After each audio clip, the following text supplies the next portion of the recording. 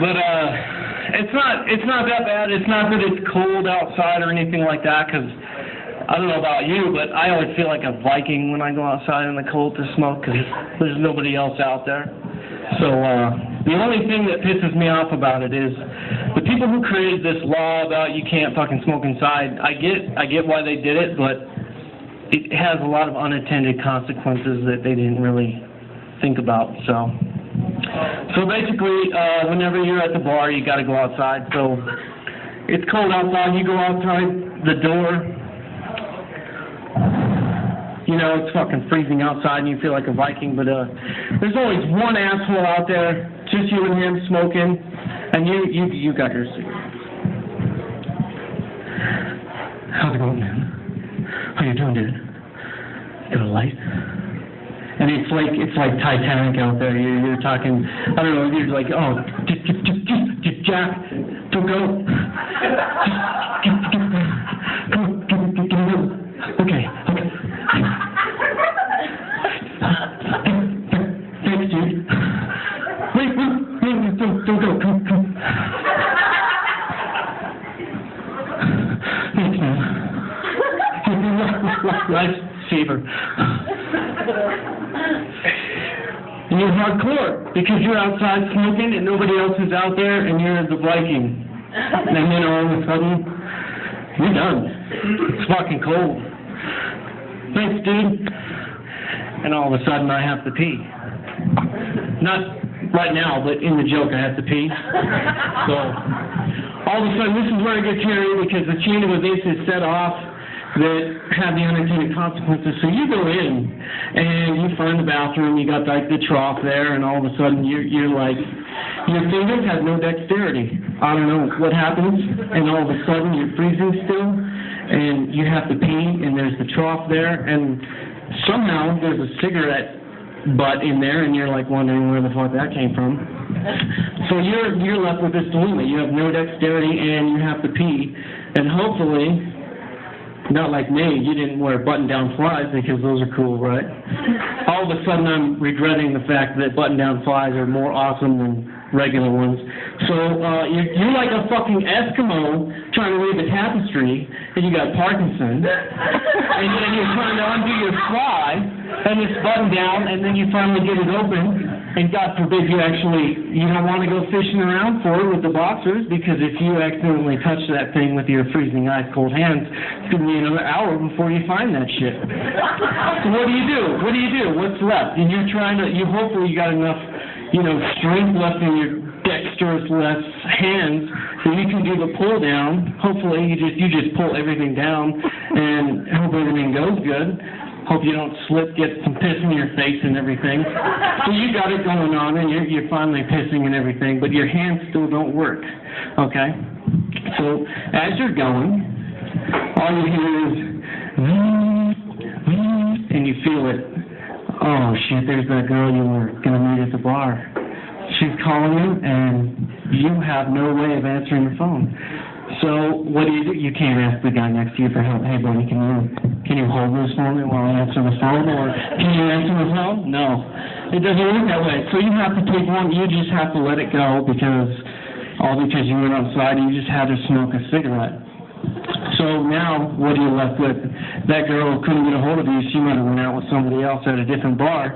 So you have to select one of these. You have to settle for some lovely señorita at the end of the night, and you end up going home finding out that she's actually a fucking shapeshifter. That's right. You get up there and you wake up in the next morning. You take this lovely señorita home.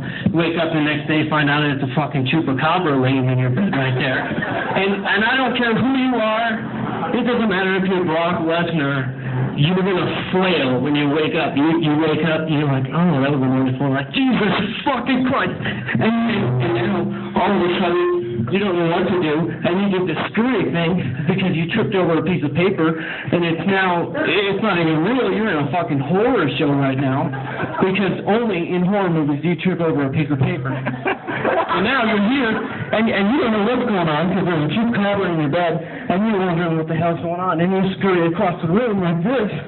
Your eyes are scanning fervently across the room looking for anything, like the fucking the crossbow that you don't have in case the creature approaches you.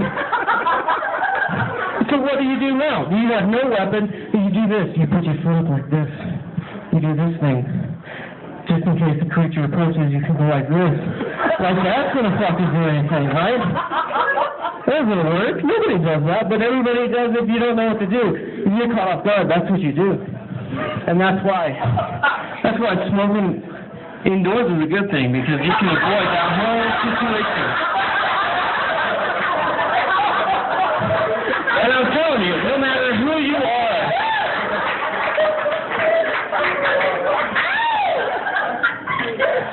it doesn't matter if you're fucking Chuck Liddell. If you see something that catches you off guard, you're gonna flail. You know, all that training was right out the window. There could be like a squirrel there in your house trying to offer you a roller squash it found.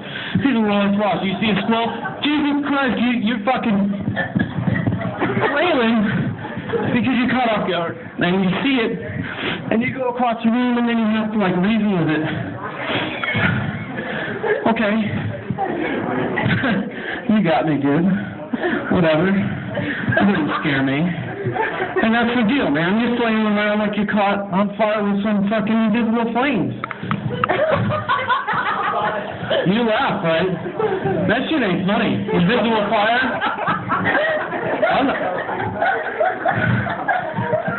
I'm not laughing, asshole. No, the thing that's scary about that shit is because you don't even know what's going on. It's so confusing because there's no way of knowing that you're off. Like, you just fucking, all of a sudden you're there and you're just like, you know something's awry. You're like, what the fuck is going on? Holy shit.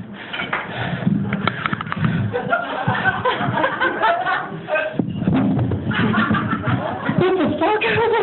And then you're like, you know, you're screaming, you're fucking taking your shirt off, you're flailing around, moving around on the ground. Everybody else that's fucking at Applebee's is freaked out more than you are.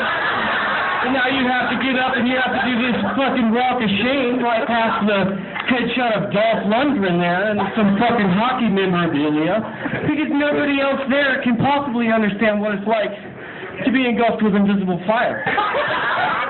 That's real, by the way, and not at all made up for the purposes of this comedy show. So, you know, you guys actually are a bunch of hard asses. I just want you to know. No, I'm just kidding. But, no, seriously, I made that up the other day because I couldn't sleep and I knew I was coming here. But I really don't know what I'm doing. So, time. That's it. What does this mean? Does this mean keep going? Alright. So yeah, that's it for me. You guys have been wonderful. It's my first time ever, so I don't know what I'm doing. Really scared up here. I couldn't hide behind this mic stand by myself. You guys are fucking staring at me, laughing at me. All right. Thanks. You guys have been great. I'm Dan.